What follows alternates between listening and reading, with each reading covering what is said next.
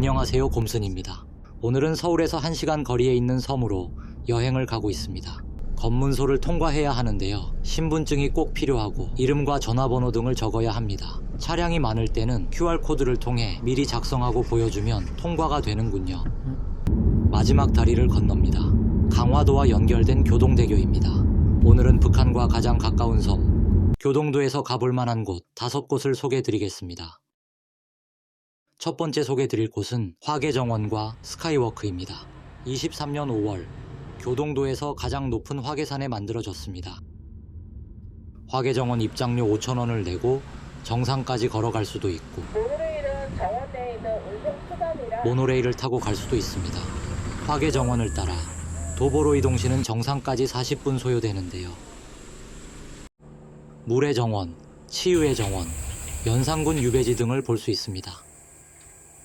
저는 모노레일을 타고 가겠습니다. 모노레일은 운전자가 없이 자동으로 운행되는데요. 정상까지 1.1km, 약 20분 소요됩니다. 너무 천천히 가서 좀 심심하다는 생각을 할 즈음 급경사 구간이 턱 나타났습니다. 45도 이상 돼 보이는데요. 거의 누워서 모노레일을 타고 있습니다. 정상 부근에도 또 한 번 급경사가 있고요. 속도를 느리게 할 수밖에 없는 이유가 있었네요. 모노레일을 내리면 바로 앞에 우주선 같은 스카이워크가 보입니다. 파란 하늘과 누렇게 익은 들판, 참 조화롭습니다. 내부에 전망 좋은 카페를 지나 스카이워크로 올라왔습니다.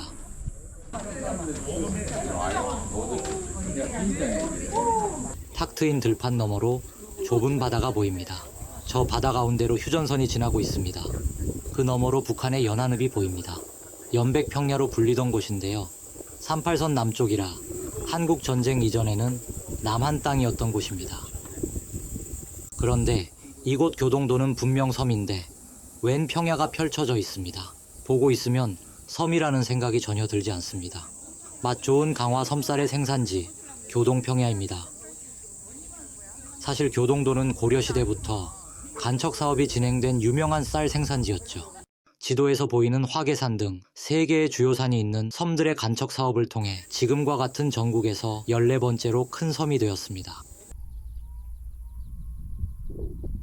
간척 사업의 흔적으로 논 가운데서 조개 껍질이 발견된다고 해서 조개맨들이라고 불리는 곳도 있습니다. 주변에 수심이 얕아 항구 발달이 어려운 지형이므로 대규모의 농지 조성은 이 섬을 꽤 부유한 섬이자 지역의 중심지로 번성시킨 토대가 되기도 했습니다. 이 멋진 전망대가 다시 한번 교동의 번성을 가져올 작은 수단이 될 것 같기도 합니다. 하행 모노레일 안내요원께서 멋지게 가곡을 들려주시는군요. 가슴에 안고 님을 찾아 오시는 곳.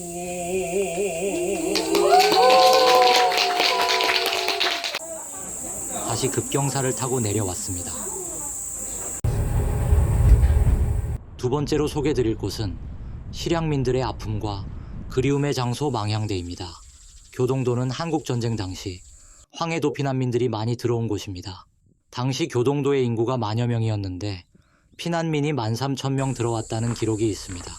북한 땅과 가까운 반머리산 아래에 단체로 제사를 지낼 수 있는 작은 공간을 만들었습니다.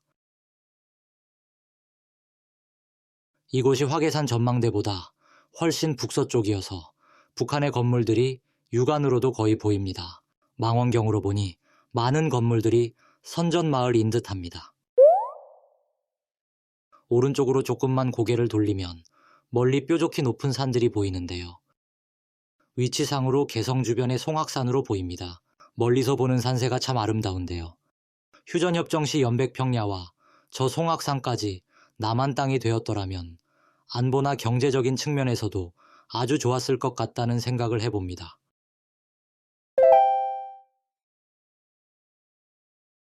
바로 옆에 있는 무항리와 난정리의 세 번째로 소개드릴 곳이 있습니다. 잘 정리된 직선의 들판길을 걸어보는 것은 아주 풍요로운 경험이 될 수 있는데요. 이 길은 대룡시장에서 출발하여 난정저수지와 동산리를 돌아오는 강화나들길 10코스의 일부이기도 합니다. 특히 파란 하늘 아래 노랗게 물든 들판길 참 매력적입니다. 들판의 한쪽 끝이 이렇게 휴전선 철책과 닿아 있어 약간의 긴장감도 있는 길입니다. 바로 옆에 난정저수지가 있는데요. 고구저수지와 더불어 교동평야의 주요 수원지입니다. 특히 저수지 옆 해바라기 정원이 있어 매년 9월 아주 풍성한 해바라기를 볼 수 있습니다. 올해는 더운 날씨 때문에 해바라기가 잘 자라지 못했습니다. 저수지 끝에 전망대가 있는데요. 이곳도 북한 전망이 잘 되는 곳입니다. 망향대에서보다는 좀 멀어 보입니다. 난정리 마을 끝 언덕 위에 작은 교회가 보이는데요. 아담하게 참 예쁩니다. 주변과도 잘 어울리고요. 그런데 저 녀석들이 입장을 불허하네요. 살짝 무서워서 옆으로 피했습니다. 언덕 위에서 보는 들판이 정말 아름답군요. 물론 이 시기에만 볼 수 있는 풍경이겠지만 건물이나 개발의 흔적이 없어 더 예쁜 것 같습니다. 그런데 이 녀석 벌써 정들었는지 눈 흘기면서 형식적으로 일을 하고 있네요. 오라는 건지 가라는 건지 모르겠습니다. 대룡시장에 왔습니다. 소개드릴 4번째 장소인데요. 사실상 교동도 여행의 제1번지라고 할 수 있습니다. 큰 주차장도 있고요. 간판 아래를 지나 골목으로 들어가면 2사람 정도가 겨우 지날 수 있는 길 양옆으로 가게들이 옹기종기 자리하고 있습니다. 비교적 옛 모습을 그대로 간직하려는 흔적이 많이 보입니다. 한국전쟁 당시 교동도로 들어온 피난민들이 분단으로 인해 돌아가지 못하고 정착하면서 황해도 연백시장을 본따 만든 골목시장입니다. 대룡시장의 명물 강아지 떡집인데요. 사람들이 기다리고 있네요. 연백에서 만들어 먹던 떡이라는데요. 인절미에 단팥을 넣고 강아지 모양으로 만들었습니다. 단팥과 콩고물이 있어 맛있습니다. 빵집의 가격에 비하면 오히려 싸다는 느낌입니다. 할아버지가 10년 전에 얘기를 해줘서 현대식으로 이렇게 재현한 도란도란 설명도 잘 해주시고요. 맛도 분위기도 참 정겹습니다. 시장은 길이가 300m 정도로 크지는 않는데요. 주로 먹거리와 식자재 중심으로 운영이 되고 있네요. 조롱박이 시장의 분위기를 살려주기도 하고요. TV에 많이 소개되었던 이발관인데요. 은퇴하신 아버지를 대신해 자녀들이 음식점으로 운영을 하고 있네요. 그런데 오늘은 문을 닫았습니다. 5번째로 소개드릴 곳은 교동도 번성의 흔적들입니다. 남산포에 왔는데요.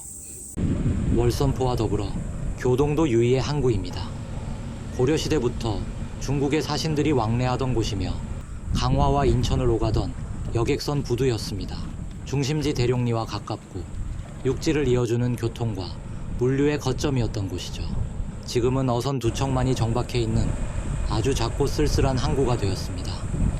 남산포에서 바라보이는 마을이 읍내리인데요. 이름에서도 알 수 있듯이 지역의 중심지였던 곳입니다. 그곳에 교동읍성이 있습니다. 사실 교동도는 경기 충청 황해도의 수군을 통합 관할하던 수군 최고의 사령부격인 통어영이 있던 곳입니다. 남산포를 수군 정박지로 하고 행정관하는 이곳 읍성 안에 위치했을 것으로 추정합니다. 지금은 남문인 유랑로 일부만 남아 있습니다. 읍내리 위쪽 화계산 기슭에 교동 향교가 있는데요. 향교가 있었다는 것에서 조선시대 교동의 규모나 사회 경제적 위치가 얼마나 큰지 짐작할 수 있습니다. 교동 향교는 최초로 공자 초상화를 모신 향교라 합니다. 교동 중고등학교가 위치한 마을 대룡이리에 왔습니다. 향교가 위치한 읍내리가 조선시대의 중심지였듯이 이곳도 중심지 대룡리와 관문인 남산포를 잇는 큰 마을이었습니다. 소극장과 중고등학교가 위치한 부도심이었던 셈입니다. 방골이라 불리는 이곳도 세월을 이기지는 못했습니다.